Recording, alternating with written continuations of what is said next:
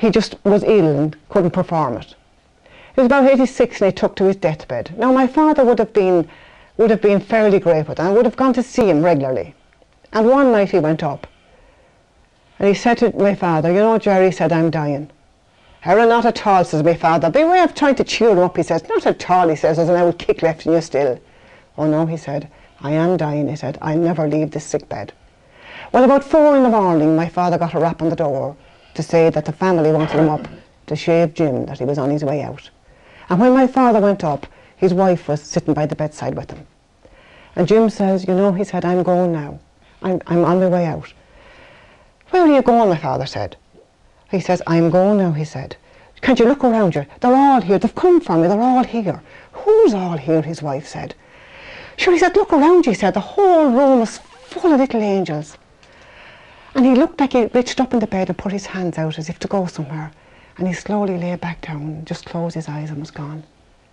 And there wasn't anybody whom my father told that little story to, but did believe that Jim was telling the truth, and that the room was full of little angels, and there were the souls of the little infants whom had come back to bring Jim to his eternal reward, which he so richly deserved. And that's the story as told to me by my father.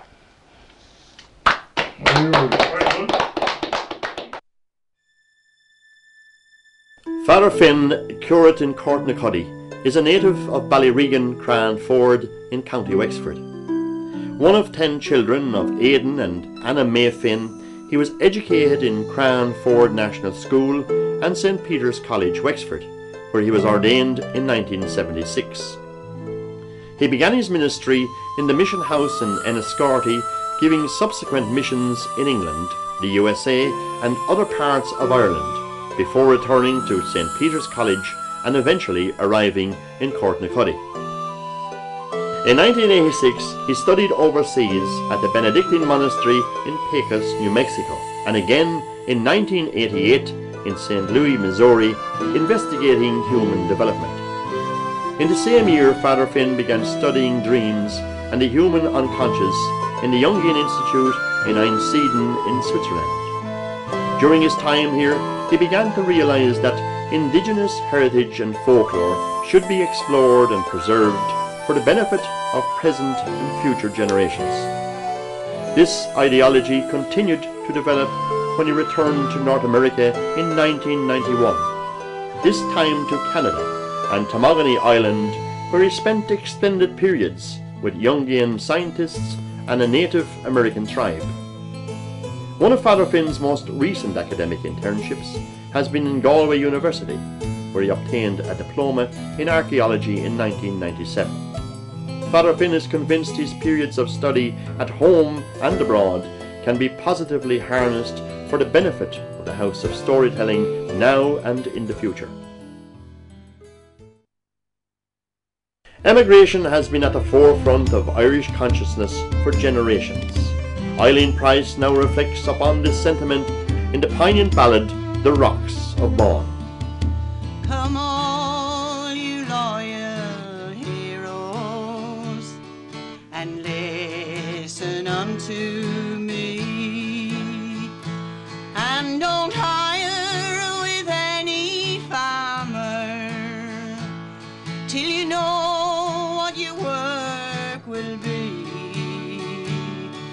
for you will rise up early from the cool clear light till dawn, and you know you'll never be able to plough the rocks of Vaughan.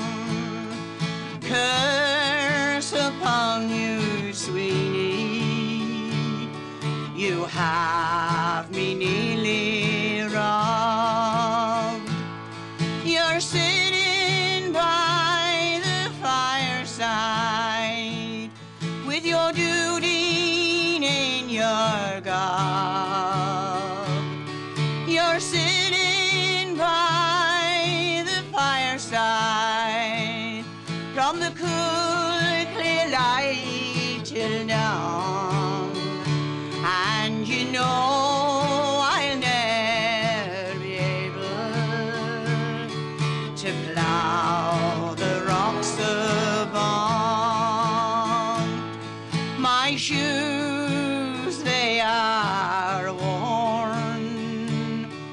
my stockings they are thin.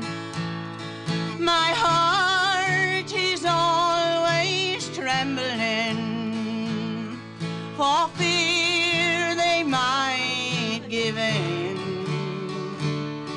My heart is always trembling, from the cool clear light till dawn, for you know I'll ne'er be able to plough the rocks above. Oh, rise up, gallant Sweeney, you give your horses hay, and give them a good feed of oats before they start away. Don't feed them on soft turnip sprigs that grow on yon green lawn, for you know they'll ne'er be able to plough the rocks above. Oh, I wish the sergeant major he would send for me in time and place me in some regiment, all in my youth and prime. I'd fight for Ireland's glory now, from the clear blue light till dawn, before I dare return again, for to plough the rocks above. There you go. Although the House of Story represents a quaint and old-fashioned way of life, modern society steadily marches onwards. Anna Lyons considers this sense of transition now in the recitation, "The Night the Telly Blinked." Last Friday night when I came home, the children were distressed. "The television's broken down," my oldest son confessed.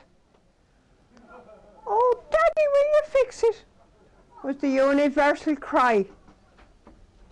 But I'm no technician, I wouldn't even try. For 2 long hours the silence reigned, not a word was said. Then one by one and solemn-faced, the children went to bed. The atmosphere was eerie as we sat there on our own, and we thought about the influence that telly had on home. My thoughts went back, 40 years to when I was 9 or 10, and I thought about the changes that had taken place since then. We didn't have a telly, and with no electric light, we'd just fill the lamps with paraffin to take us through the night. Our parents, God be with them, oh, they made us work so hard at digging turf and picking spuds and cleaning up the yards, and filling up the metal pots to feed the hungry sows, and slicing up the turnips for to satisfy the cows. Oh, how I hated school days, and it always was a chore to walk the miles up stony roads. I knew each pothole well. The school was like an ice box, the turf was always wet, and the master's cane above the fire was a never-present threat. We had to learn the Latin. Oh, we all thought that was gas. The parish priest, God rest him, he made all the boys serve mass. There was one lad exempt. I think it was Kilcline. The parish priest expelled him. He caught him drinking wine. Now, they talk about the bad old days, and at times I am not so sure. I know that life was simple then and everyone was poor. But the people were content in the midst of all their needs. We can never have contentment in a world that's full of greed. Our parents found their happiness and banished all their cares in the rambling houses, at chapel gates, at paterns, wakes and fairs. And I fear that Irish friendship may be heading for the rocks if our children seek their happiness in a 28-inch box. Thank you.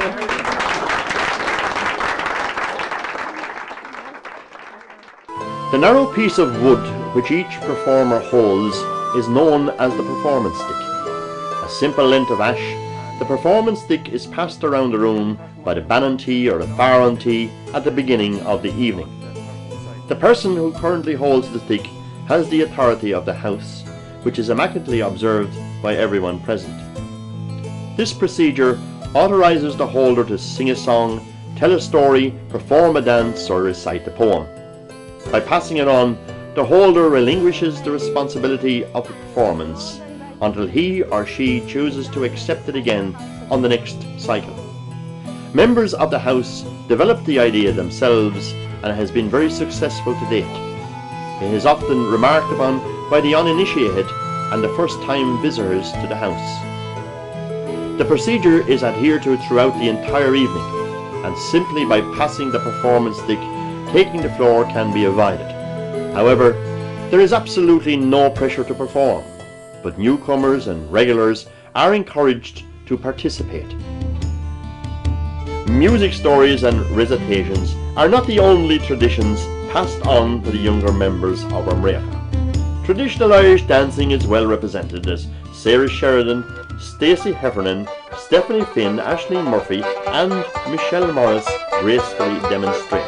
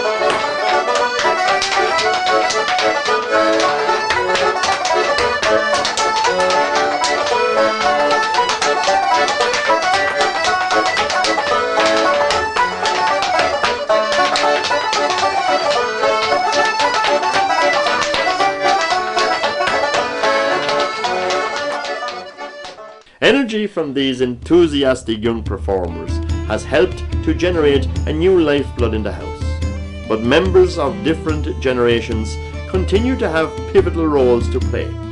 Recalling rural memories now along the Gorey Road and the Mass Pats long ago are Nancy Shields and Eddie Doran. Many thoughts flash through my mind tonight as I make my way back home to my native land that I left behind, across the world to roam.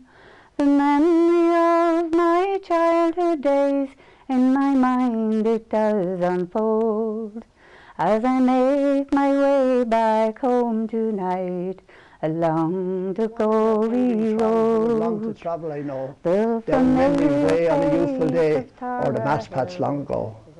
Those sacred ways in the countryside have long been overgrown. The styles are gone, and each hardened patch has all been ploughed and sown. The march of time and the whirling wheels have vanished metal slow, and only a few have memories now of the Mass Pats long ago. I wonder if they still go there along the Gorey Road. Australia's warm and sunny land was a welcome sight to me when the curse of